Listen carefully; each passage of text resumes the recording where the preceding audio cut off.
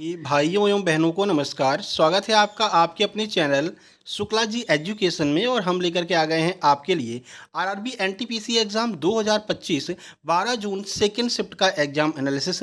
काफ़ी सारे प्रश्न हमारे पास में आ गए हैं। हर एक प्रश्न के बारे में आपको डिटेल में जानकारी देने वाले हैं। उससे पहले वीडियो को लाइक करके चैनल को सब्सक्राइब कर दीजिए, जिससे आगे आने वाले सारे एग्जाम एनालिसिस की वीडियो टाइम टू टाइम आपके पास में पहुंच सकें। साथ ही साथ में यूपीएसआई के लिए बहुत जल्द ही मूल विधि की भी क्लासेस शुरू होने वाली हैं, वो भी टाइम टू टाइम आपके पास में आ सकें। चलिए क्लास शुरू करते हैं। क्लास शुरू करने से पहले आप लोगों को बता दें, जिस तरह से आरआरबी एनटीपीसी ग्रेजुएट लेवल का पेपर आ रहा है, ठीक उसी को बेस बना करके हमने आरआरबी एनटीपीसी 10+2 लेवल के नोट्स तैयार किए हैं। इन नोट्स में आपको संपूर्ण current affair, GK, GS, reasoning, math सब कुछ मिलने वाला है। और इसी को आधार बना करके हमने आरआरबी ग्रुप डी के भी नोट्स तैयार किए हैं। तो अगर आप लोगों को ये नोट्स चाहिए तो आप ये नोट्स प्राप्त कर सकते हैं। सिंपल सी प्रोसेस है, इसके लिए कुछ खास करना नहीं है। 149 रुपये में आपको ये नोट्स उपलब्ध रहेंगे। ये क्यूआर कोड आपको दिखाई दे रहा है, इसी पर 149 का पेमेंट करके इसका स्क्रीनशॉट ले लीजिए। और उस पेमेंट का स्क्रीनशॉट इस व्हाट्सएप नंबर 7052547003 इस पर जैसे ही आप सेंड करेंगे, तुरंत के तुरंत आपको complete super selection notes RRB NTPC 10+2 और आरआरबी ग्रुप डी के सेंड कर दिए जाएंगे। ठीक है, किसी को ग्रेजुएट लेवल के भी नोट्स चाहिए तो वो भी अवेलेबल हैं। तो आप लोग अपने अपने नोट्स ले लीजिएगा। चलिए अब क्लास शुरू करते हैं। देखिए, सबसे पहले जीके जीएस करंट अफेयर। आज का पहला प्रश्न है, हड़प्पा की अधिकांश मोहरें किसकी बनी होती हैं? ईंटों की, ग्रेनाइट की, सेल खड़ी की या फिर पीतल की? सही आंसर ऑप्शन नंबर सी हो जाएगा, सेल खड़ी की बनी होती हैं। ठीक है ना, उसमें हिंदी में सेल खड़ी नहीं लिखा था, सेल खड़ी को इंग्लिश में करके उन्होंने लिखा था, तो सेल खड़ी की अधिकांश मोहरें बनी होती थी। देखिए, हड़प्पा स्थलों से पुरातत्व द्वारा हजारों मोहरों की खोज की गई। अधिकांश मोहरें सेल खड़ी की बनी हैं, जो एक प्रकार का नर्म पत्थर होता है। ठीक है, उनमें से कुछ टेराकोटा, सोना, सुलेमानी चाट, हाथी दांत और फेयर्स से भी बनी हुई दिखाई दी हैं। अब हड़प्पा की जो मोहरें थी उनका आकार कितना था? तो 2.5 सेंटीमीटर बाई 2.5 सेंटीमीटर का हड़प्पा की मोहरों का आकार होता था। सेल खड़ी की ये मोहरें बनी थी, याद रखना है आपको। आगे बढ़ते हैं। अगला प्रश्न है, उठती अप्सरा की चित्रकला किस स्थल की गुफाओं में पाई जाती है? जो उठती अप्सरा की चित्रकला है वो कौन से गुफाओं में देखने को मिलती है? एलोरा की गुफाएं, अजंता की गुफाएं, बादामी गुफाएं या फिर कोई नहीं? सही आंसर ऑप्शन नंबर बी, आपको अजंता की गुफाओं में ये चित्रकला देखने को मिलेगी। देखिए, उठती अप्सरा की कला अजंता की गुफाओं में पाई जाती है। विशेष रूप से गुफा नंबर 17 में यह अजंता की गुफाओं को प्रसिद्ध भित्ति चित्रों में से एक है। तो गुफा नंबर 17 में आपको ये उठती अप्सरा की जो कला है देखने को मिलेगी, जिसमें एक मरती हुई राजकुमारी की और बुद्ध उपदेश देते हुए इनकी फोटो देखने को मिलती है। यानी मरती हुई राजकुमारी की जो मूर्ति है वो कहाँ पर आपको देखने को मिलेगी? गुफा नंबर 17 में देखने को मिलेगी। अगला प्रश्न देखते हैं, निम्नलिखित में से कौन सा बंदरगाह भारत के पश्चिमी तट पर स्थित है? बंदरगाहों से भी काफ़ी प्रश्न पूछे जा रहे हैं। कालीकट, न्यू मैंगलोर बंदरगाह, कांडला या फिर कोई नहीं? सही आंसर ऑप्शन नंबर बी हो जाएगा, न्यू मैंगलोर बंदरगाह। देखिए, तो न्यू मैंगलुरु बंदरगाह भारत में कर्नाटक राज्य के बेंगलुरु में एक गहरे पानी का सभी मौसम में रहने वाला बंदरगाह है। तो ये कहाँ पर है? मैंगलुरु जो है वो बेंगलुरु में स्थित है और हर मौसम में ये काम करता है। गहरे पानी का ये बंदरगाह, ठीक है। और यह पश्चिमी तट का सबसे गहरे जो सभी मौसमों में काम करने वाले बंदरगाहों में से एक है, यह भी आपको याद रखना है। अगला देखिए, जलडमरू मध्य से पूछा है। पाक जलडमरू मध्य के बारे में कल भी हमने आपको बताया था कि बंगाल की खाड़ी का प्रवेश द्वार किसे कहते हैं? पाक जलडमरू मध्य को। वहीं हमने आपको बताया था कि भारत और पाकिस्तान के बीच में है ये पाक जलडमरू मध्य। और देखिए, आज प्रश्न बनकर भी आ गया। तो प्रश्न काफ़ी सारे रिपीट होंगे और हमारे डिटेल जो एनालिसिस कराते हैं उनमें से काफ़ी सारे प्रश्न आपको टकराएंगे। देखिए, पाक जलडमरू मध्य भारत और कौन से देश से जुड़ा है, यानी कौन से देश को भारत से जोड़ता है? ईरान, पाकिस्तान, श्रीलंका या फिर इनमें से कोई नहीं?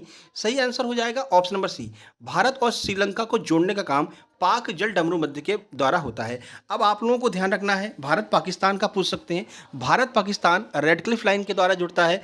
आपसे पूछ सकते हैं भारत और चाइना की सीमा रेखा मैकमोहन लाइन कहते हैं। तो ये सब आगे आपसे पूछे जा सकते हैं, ठीक है। तो पाक जल डमरू मध्य भारत और श्रीलंका को अलग करता है और बंगाल की खाड़ी को पाक जल संधि से जोड़ने का कार्य करता है। अगला देखिए, भारत सरकार ने म्यांमार और थाईलैंड में आए विनाशकारी भूकंप के जवाब में बचाव कार्यों का समर्थन करने के लिए कौन सा ऑपरेशन लॉन्च किया था? तो भारत सरकार ने ऑपरेशन ब्रह्मा लॉन्च किया था, ठीक है। तो ऑप्शन नंबर सी सही आंसर हो जाएगा। देखिए, भारत सरकार ने 28 मार्च को म्यांमार और थाईलैंड में आए विनाशकारी भूकंप के जवाब में बचाव कार्यों का समर्थन करने के लिए ऑपरेशन ब्रह्मा लॉन्च किया था। भारतीय सेना की 50 आई पैरा ब्रिगेड की एक विशेष बचाव जो इकाई थी वो तेजी से म्यांमार पहुंची और जो बचाव कार्य थे उनमें जुट गए थे, ठीक है। तो ध्यान रखना 28 मार्च को ये भूकंप आया था और भारत सरकार ने ऑपरेशन ब्रह्मा लॉन्च किया था। अगला, प्रसिद्ध त्रिमूर्ति सदाशिव भारत की किस गुफा का हिस्सा है? तो गुफा से बहुत प्रश्न आ रहे हैं ना, कोशिश करेंगे एक शॉर्ट वीडियो हम बना देंगे, गुफा का बना देंगे और इंडेक्स का भी बना देंगे, जहाँ से प्रश्न लगातार पूछे जा रहे हैं। तो जो सदाशिव मूर्ति है वो कहाँ पर देखने को मिलेगी? अजंता, एलोरा, एलिफेंटा या फिर इनमें से कोई नहीं।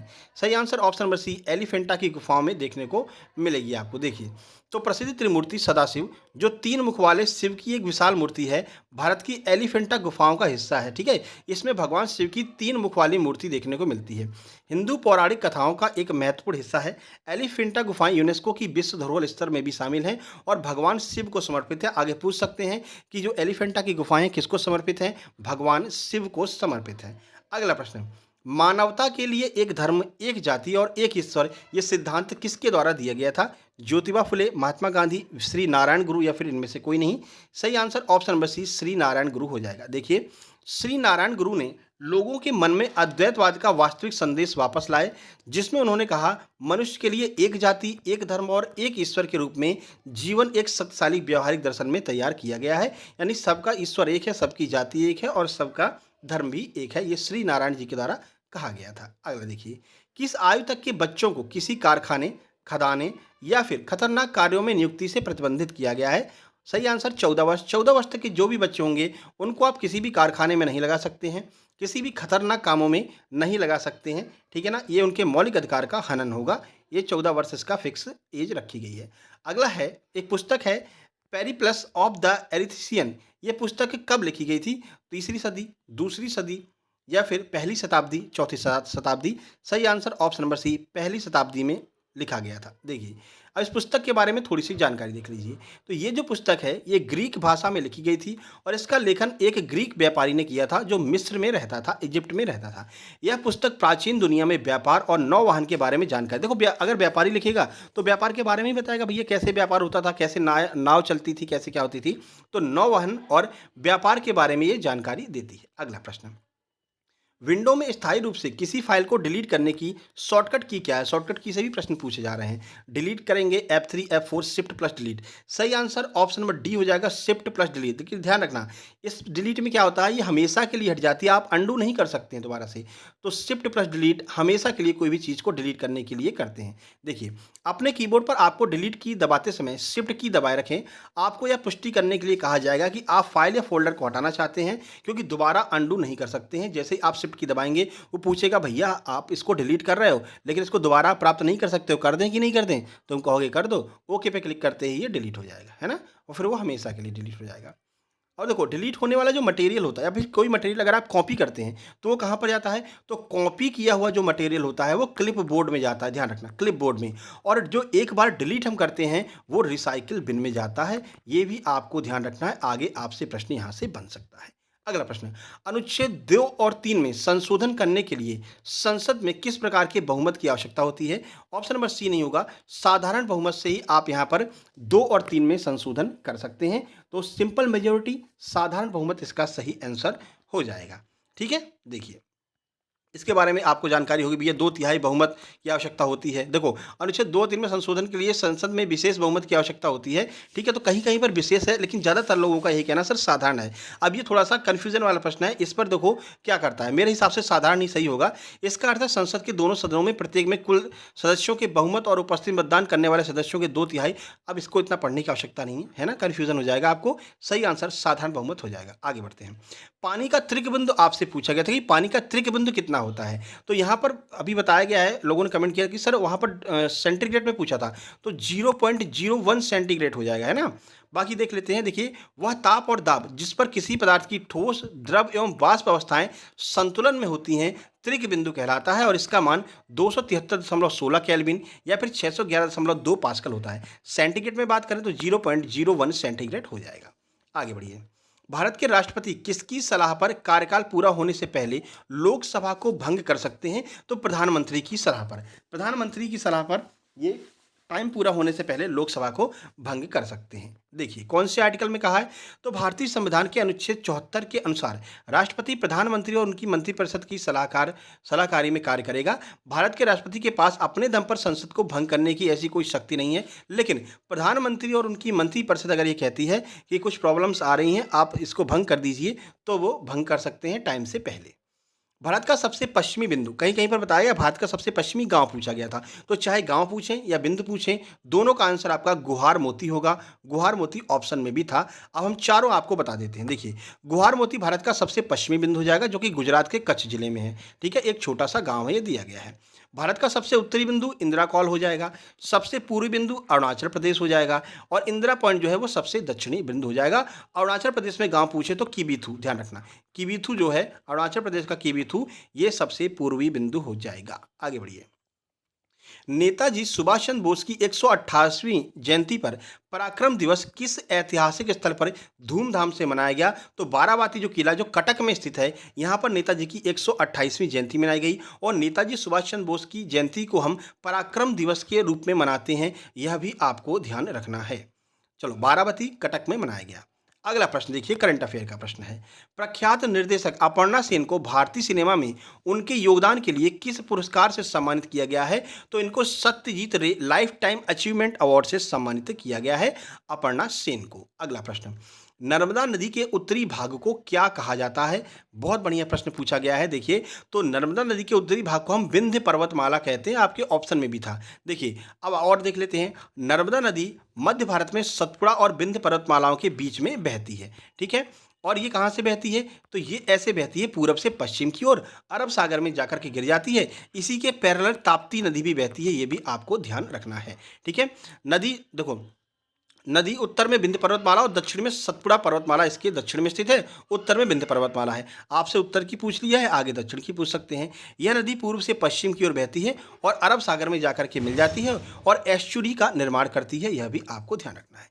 अगला प्रश्न देखिए, धन निष्कासन का सिद्धांत किसके द्वारा दिया गया था, तो धन निष्कासन का सिद्धांत दादा भाई नेहरू ने दिया था, और इन्होंने एक अपनी पुस्तक लिखी थी, poverty and un British rule in India, यानी कि गरीबी और भारत में गैर ब्रिटिश शासन, एक अपनी इन्होंने पुस्तक लिखी और उसमें इन्होंने धन निष्कासन का सिद्धांत दिया कि देखो किस तरह से ये लोग हमारे भारत से धन को इकट्ठा करके और अपने इंग्लैंड में भेज रहे हैं, यानी भारत का धन इंग्लैंड में जा रहा है और इंग्लैंड के लोग फल फूल रहे हैं, भारत के लोग गरीब हो रहे हैं। ठीक है, तो इस सिद्धांत में उन्होंने विस्तार से समझाया। इस सिद्धांत में भारत से ब्रिटिश शासन के दौरान धन के निरंतर प्रवाह की व्याख्या की गई थी, जिसके लिए भारत को कोई उचित लाभ नहीं मिल रहा था। मान लो आप हमसे कोई चीज़ खरीद रहे हो, तो हमको भी तो प्रॉफिट होना चाहिए, हमको प्रॉफिट नहीं हो रहा है और हमारी सारी चीज़ें इंग्लैंड पहुंच रही थी। अगला, मार्मागुआ बंदरगाह ये किस तट पर स्थित है, ये पूछा गया था आपसे। तो मार्मागुआ बंदरगाह जो है भारत के पश्चिमी तट पर गोवा राज्य में स्थित है और ये जुआरी नदी के मुहाने पर स्थित है। पूछ सकते हैं मार्मागुआ बंदरगाह कौन सी नदी पर स्थित है, जुआरी नदी पर। ठीक है, यह बंदरगाह गोवा से विभिन्न देशों को लौह एस के निर्यात में महत्वपूर्ण भूमिका निभाता है। अगला प्रश्न है, परिसीमन आयोग किसके प्रति उत्तरदायी होता है, तो परिसीमन आयोग संसद द्वारा बनाए गए कानून के अनुसार कार्य करता है, वह केंद्र सरकार के प्रति उत्तरदायी होता है। जो परिसीमन आयोग बनेगा वो केंद्र सरकार के लिए कार्य करेगा। परिसीमन आयोग का मुख्य कार्य प्रत्येक जनगणना के बाद लोकसभा और विधानसभा निर्वाचन क्षेत्रों की सीमाओं को फिर से निर्धारित करना है। देखो जनसंख्या बढ़ती है, उसी आधार पर जो लोकसभा और विधानसभा इनकी सीमाओं का निर्धारण किया जाता है, तो जनगणना के बाद में सीमाओं का निर्धारण करने का काम परिसीमन आयोग करता है। उम्मीद करते हैं सारी चीज़ें समझ में आ रही होंगी। समझ में आ रही है भाई, वीडियो को लाइक कर दीजिए, चैनल को सब्सक्राइब जरूर कर लीजिए, सबसे मेन काम, क्योंकि हमने ये नया चैनल चालू किया है ना। हमारा मेन चैनल सक्सेस जंक्शन के नाम से है। 1.21 लाख यानी 1,21,000 लोग उस पर ऐड हैं, उस पर मतलब सब्सक्राइबर्स हैं। ये नया चैनल हमने केवल रेलवे के लिए चालू किया है, रेलवे और एसएससी के लिए। तो आप लोगों का सपोर्ट चाहिए, तो सब्सक्राइब जरूर कीजिएगा। ठीक है, और वो चैनल स्पेशली एमपी एग्जाम्स के लिए है। अनुच्छेद 24 क्या है, यह आपसे पूछा गया था, आइए देख लेते हैं। अनुच्छेद 24 भारतीय संविधान का एक अनुच्छेद है जो बच्चों को कारखानों एवं अन्य खतरनाक जगहों पर काम करने से प्रतिबंधित करता है। हमें लगता है ये प्रश्न ऐसे ही पूछा गया होगा, लेकिन दो लोगों ने अलग अलग प्रश्न भेजे। एक ने बोला कि भैया पूछा गया था कि कौन से जो आर्टिकल है वो कारखानों में काम करने से रोकता है। एक ने बोला था भैया एज पूछी गई थी, तो दोनों बता देते हैं। 14 साल से कम के जो बच्चे होंगे उनको आप किसी भी कारखाने में या खतरनाक कामों में नहीं लगा सकते हैं। और ये कौन कहता है, तो भारतीय संविधान का अनुच्छेद 24 ये बात कहता है। ठीक है, चलिए तो ये आज का एग्जाम एनालिसिस था। जल्दी हम थर्ड शिफ्ट का भी एग्जाम एनालिसिस लेकर के आने वाले हैं। वीडियो को लाइक कर दीजिए, शेयर कर दीजिए, चैनल पर पहली बार आए हैं सब्सक्राइब जरूर कर दीजिए, आपसे निवेदन है। ये हमारा व्हाट्सएप नंबर है जिस पर मैसेज करके आप एनटीपीसी 10+2 या फिर आरआरबी ग्रुप डी के नोट्स ले सकते हैं। स्पेशल नोट्स हमने तैयार किए हैं इस ग्रेजुएट लेवल के एग्जाम को ध्यान में रखते हुए। ठीक है, तो मिलते हैं नेक्स्ट वीडियो में, तब तक के लिए नमस्कार, धन्यवाद।